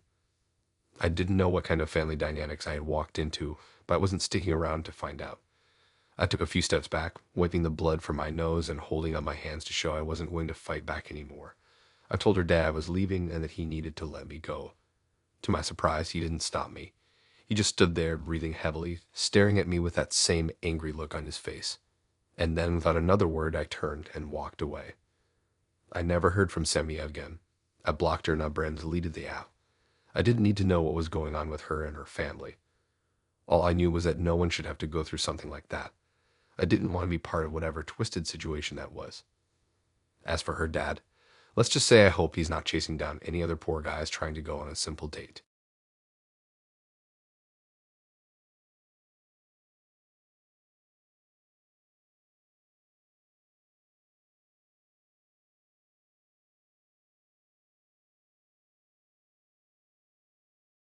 I honestly didn't think a first date could go this wrong. I mean, I've been on a few that were awkward, but nothing even remotely close to this. I blame my friend Lisa for not giving me the full rundown of who this guy, Ashton, was. She worked with him and thought I'd like him. She said he was fun, a little eccentric, but nothing to be concerned about. She didn't mention he was, in fact, a full-on emo who might have just walked out of a Hot Topic store and straight into my nightmare. So we decided to meet at a cafe in the city. Nothing fancy, just a chill place where we could sit down and talk. The date started off all right. He was already there when I walked in, sitting at a small table at a window, staring out at the rain. I'll admit he looked interesting. He had this pale, almost sickly look to him, with long black hair that covered most of his face and these dark, smudged eyes that seemed to stare right through you. But hey, maybe it was just a style choice. People do weird stuff with their looks, right? I figured I'd give it a chance. I walked over and said hi, and his response was, well, to be honest, it was a little strange. He barely looked up at me, muttering something about being sorry for the rain ruining the mood. I didn't really get what he meant, but I just chalked it up to him being awkward. We sat down, and he ordered coffee before I even had a chance to. It felt like he was kind of in his own world. I wasn't sure how to break through it. At first, the conversation was okay. Super basic, nothing too crazy. He asked what I did for work, what I like to do for fun, and so on. But there was this underlying tension that I couldn't quite place. He wasn't really smiling, and his answers were flat, like he didn't care about anything I was saying. He didn't even ask me the usual, what do you like to do for fun? Stuff that people normally ask on a date. I figured maybe he was just having a bad day. Maybe he was shy. It happens. But then things started to get weird, really weird. I noticed that whenever I spoke, he kind of stared at me for a second, almost like he was studying me. I'd catch him staring at my lips for a little too long, or his eyes would flicker to my hands, like he was obsessing over some tiny detail about me. The worst part was how quiet he was. It wasn't just a shy silence. It was more like he was disconnected, like he didn't actually care to be there. I could feel myself getting more uncomfortable as the minutes went by, but I tried to stay cool. Then, out of nowhere, he started talking about death. Yeah, you read that right. He just casually brought it up like it was no big deal. He talked about how death was a beautiful thing, and how everyone's going to die anyway, so it doesn't matter what you do in life. It wasn't like he was upset or anything. It was more like he was just stating a fact. It was creepy, and it made me feel like I was stuck in some kind of horror movie. I tried to laugh it off like, oh, okay, you're one of those deep thinkers. But he just kept going on about how people were too scared to face the reality of it all. I tried to change the subject, but it only got worse. Every time I steered the conversation away, he'd find a way to twist it back to something morbid. It was like he was obsessed with the idea of death. It was all about how nothing matters, how we're all just waiting for the end. I could barely keep up at that point. The more he spoke, the more I felt trapped, like I couldn't get out of the conversation. It felt like I was suffocating in this weird, dark energy he was putting out. To make things even worse, he started talking about how he liked to immerse himself in his emotions, which I assumed was some kind of emo talk for listening to sad music or reading depressing poetry. But he didn't stop there. He got into this whole thing about how he liked to feel the darkness, and how it gave him a sense of purpose. It sounded like he was actively trying to convince himself, and me, that being miserable and detached was some kind of art form. I wanted to leave, I really did, but for some reason I couldn't bring myself to just get up and walk away. I think I was still trying to figure out if I was overreacting. Maybe he was just one of those really intense types, but everything about him screamed run. I felt like I was in way over my head, and the more he talked, the more I regretted agreeing to this date. Still, I stuck it out, hoping it would get better. Spoiler alert, it didn't. The last straw came when he pulled out a small notebook from his bag. He opened it and started reading me some of his poetry. I'm not even exaggerating when I say it was all about death and despair. Lines like, "The void it consumes, and in its darkness I am reborn," and "Life is a cage, and I am the bird with broken wings," filled the air. As he read, I could feel my anxiety building. It wasn't even good poetry. It was just sad for the sake of being sad. He kept looking at me for some kind of reaction, but all I could do was nod and force a smile. At that point, I was done. I wasn't going to sit there listening to this guy pour his gloomy, angst-filled soul out. I grabbed my purse, stood up, and told him I needed to go. He didn't stop me or ask why. He just gave me that blank, emotionless stare, as if he didn't even care. I quickly paid the bill and bolted out of there. I didn't text him afterward, obviously, and I couldn't even bring myself to tell Lisa what happened. How do you even explain something like that? It was just so strange, so uncomfortable that I still think about it sometimes. I'm sure Ashton's a great guy to some people, but I knew right away that I was not the right fit for his world. And honestly, I'm just glad I got out of there before things got even darker. That night, I blocked his number. I couldn't even bring myself to check if he tried to reach out. I didn't want to know. I was just thankful that I made it out in one piece.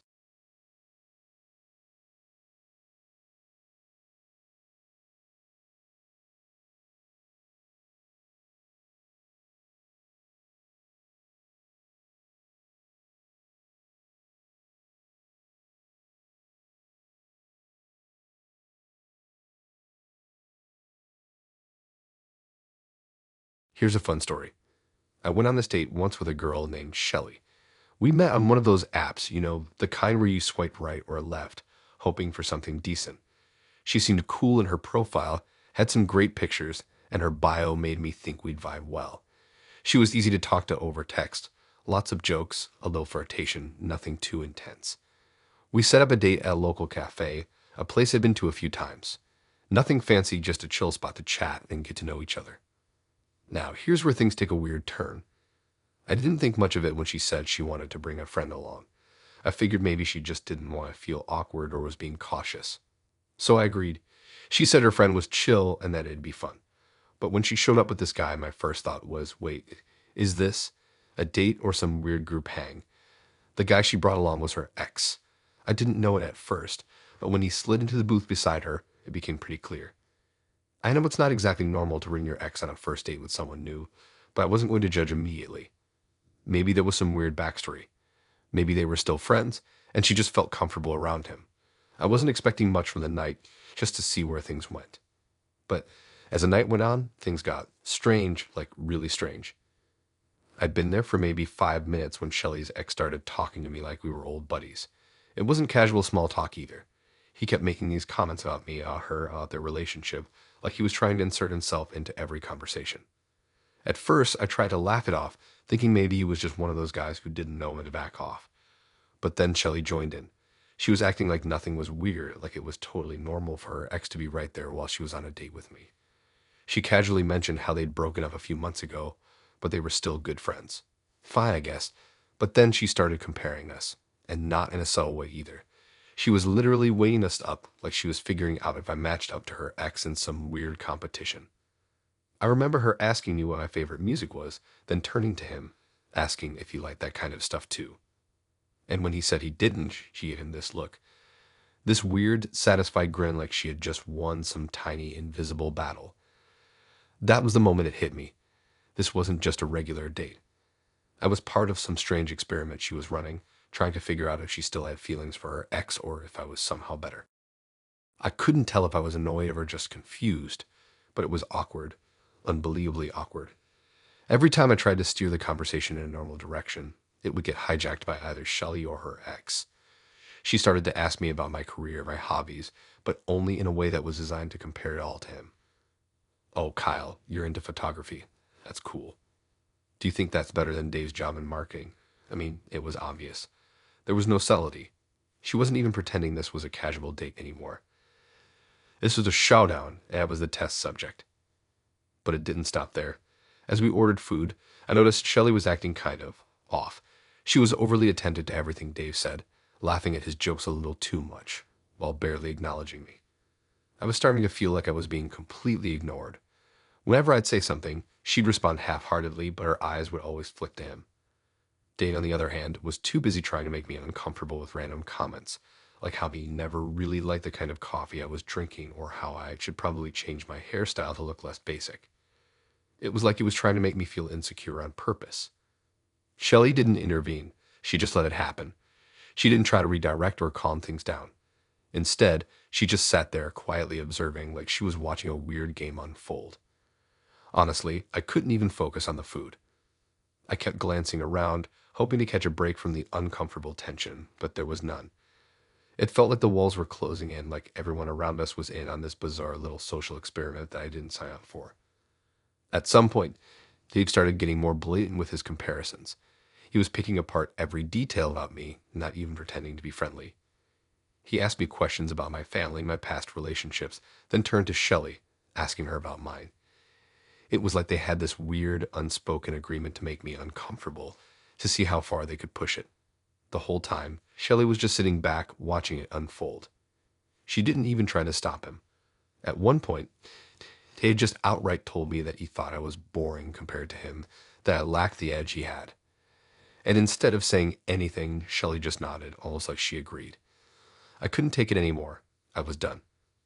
I got up, paid for my half of the bill, and left without saying goodbye to either of them. I didn't even feel the need to make a dramatic exit or anything. I just left. I needed to get out of that situation. Later that night, Shelley texted me, apologizing for how things went. She said she didn't mean for it to feel like a competition, but that she just wanted to see how things went. I didn't respond, but at that point, I didn't care. I knew there was no point. I had no idea what kind of mind games she was playing, but I wasn't interested in being anyone's comparison test. Looking back, I still can't wrap my head around it. Who does that? Who brings their ex on a first date just to compare them to a new guy? I think the weirdest part is that she never even tried to explain herself. It was like she just thought it was fine. Like I was supposed to be cool with the fact that she brought her ex to make me measure up. Needless to say, I never heard from her again. And honestly, I'm not mad about it.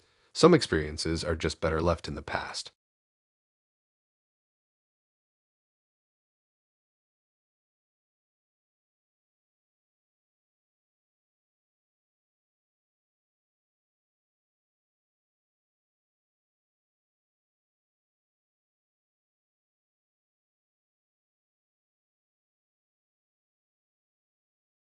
I thought I had it all figured out. I had been texting Kyle for a few days before we decided to meet up. He seemed like a nice guy, normal, funny, the kind of person who made me laugh with a few simple messages. But looking back, I should have known something was off from the start. It's the small things, the weirdly casual comments. The way he worded things like I was supposed to understand exactly what he meant, even though it made me uncomfortable. But I ignored it. I told myself he was just being playful, and maybe I was overthinking it. Anyway, we decided to go to this local diner. It wasn't fancy or anything, just a small, cozy place where people go for breakfast all day. I figured it would be easy, low-key, the kind of spot where we could just talk. But when I walked in and saw Kyle standing there at a booth, my stomach sank. He was exactly what I expected, but somehow still not. He was taller than I thought, dressed casually in a hoodie and jeans. But there was something about his posture that screamed too confident, like he already thought he had me figured out. I sat down, trying to be friendly, but right away, I could tell something was off. He was giving me this look like he was studying me, trying to see if I'd fit into whatever mold he had in his head. At first, I tried to shrug it off, thinking maybe I was just nervous. I mean, it was a first date, right? But as we started talking, it became harder to ignore. We talked about the usual stuff, what we did for work, what kind of hobbies we had, favorite movies. But then, out of nowhere, Kyle said something that threw me off completely. It was the way he said it that made my skin crawl. He was telling me about his family and how his mom knew her place growing up, always cooking, cleaning, and taking care of everything at home. He laughed like it was some kind of joke, but there was no warmth in his tone, no understanding that maybe some people find that view outdated, if not offensive. At first, I thought I had misheard him, but no, he was serious. He kept going on about how women belong in the kitchen, how they should take care of the house, and how that was the way things should be. It was like a punch to the gut. I didn't know what to say. I'm sure my face showed exactly how I was feeling, shocked, uncomfortable, confused. But instead of backing off, he leaned in a little closer and pulled out a piece of paper from his jacket pocket. I thought maybe it was just a weird joke or something, but when he handed it to me, I saw that it was a list, a long one. I stared at it for a few seconds, trying to make sense of what I was seeing. At the top of the page, it said, Kyle's expectations. Below that, it was a list of things he needed from a woman. Things like, make sure the house is clean at all times, always have a home-cooked meal ready when I get home, and no makeup unless you're going out with me. Each item on the list got more ridiculous and degrading the further down it went, and I couldn't even explain it. It wasn't like he was being just a little controlling. No, he was laying it out in a way that made it seem normal, like this was just how things worked. By the time I got to the end, I couldn't breathe.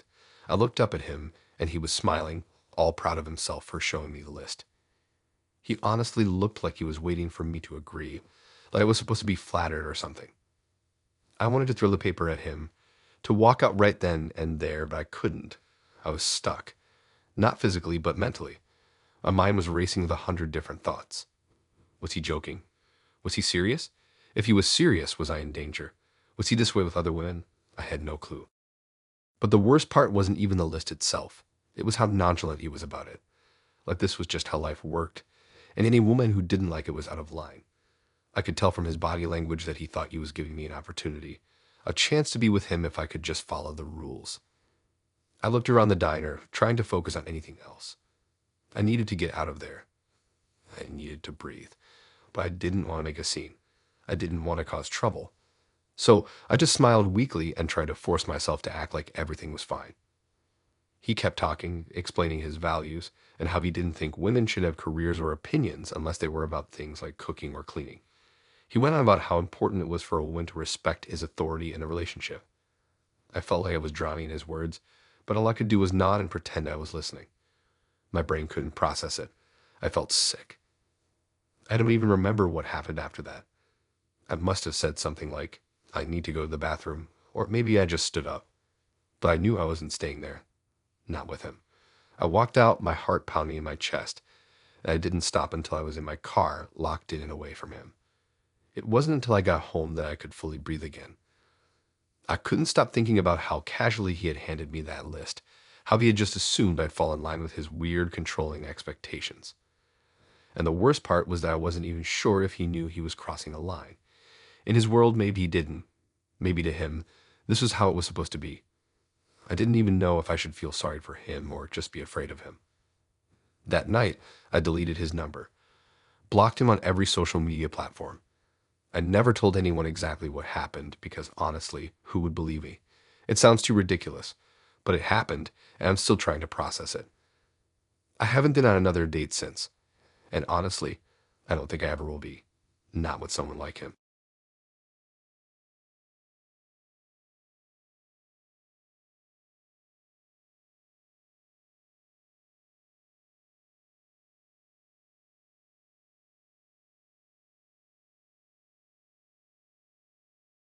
It's funny how everything can go from normal to nightmare in the blink of an eye.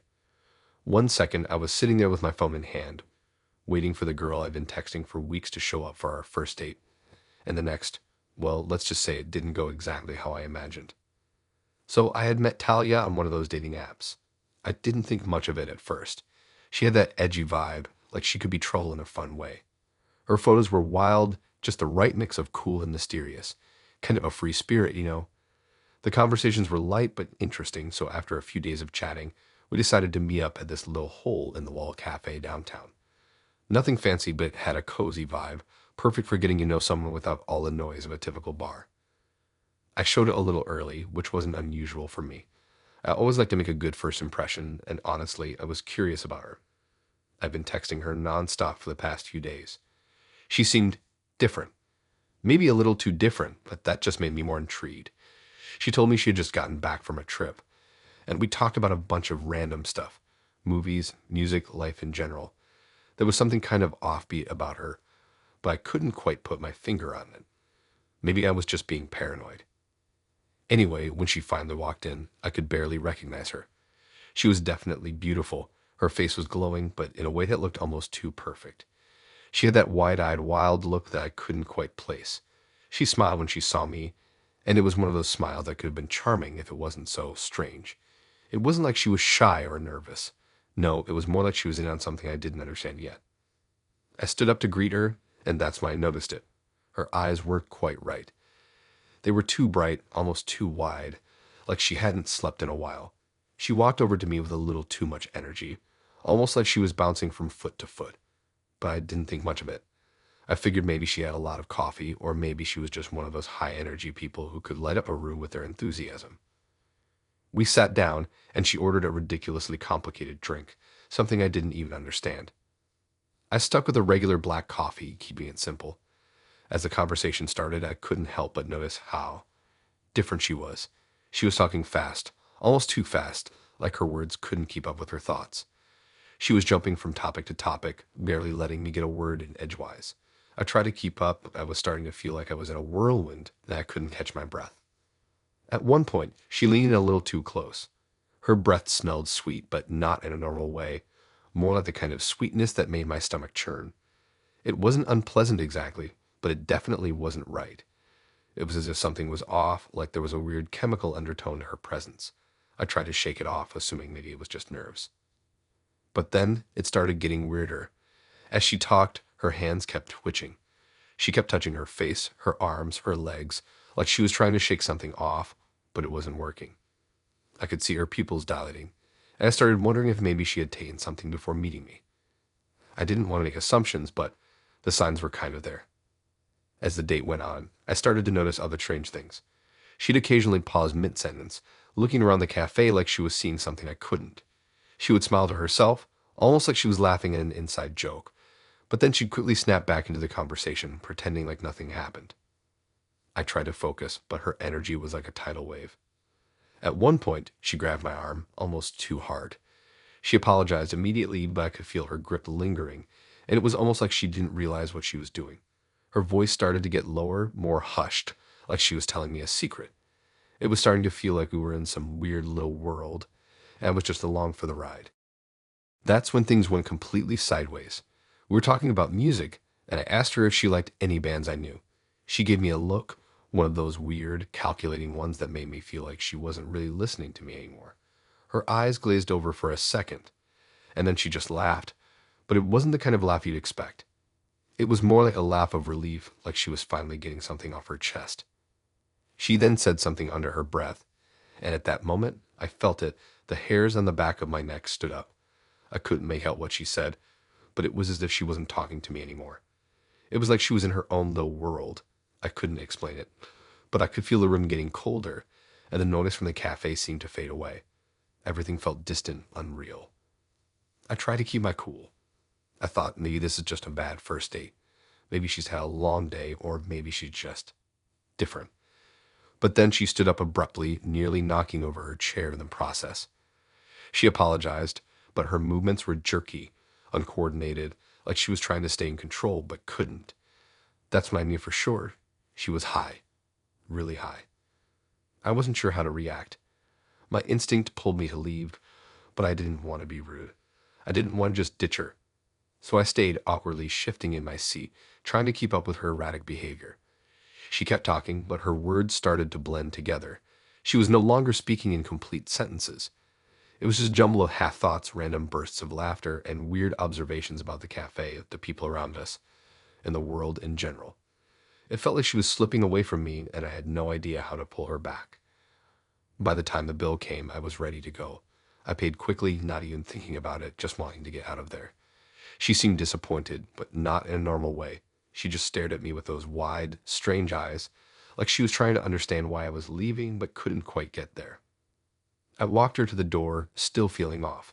She gave me a tight hug, and I noticed how cold her skin was, how it felt like she wasn't really there. I told her I'd text her, trying to sound polite, but I didn't wait for a response. As soon as I stepped outside, I took a deep breath, trying to clear my head. Something wasn't right with her, and I wasn't sticking around to find out what it was. I haven't heard from her since, and honestly, I'm okay with that.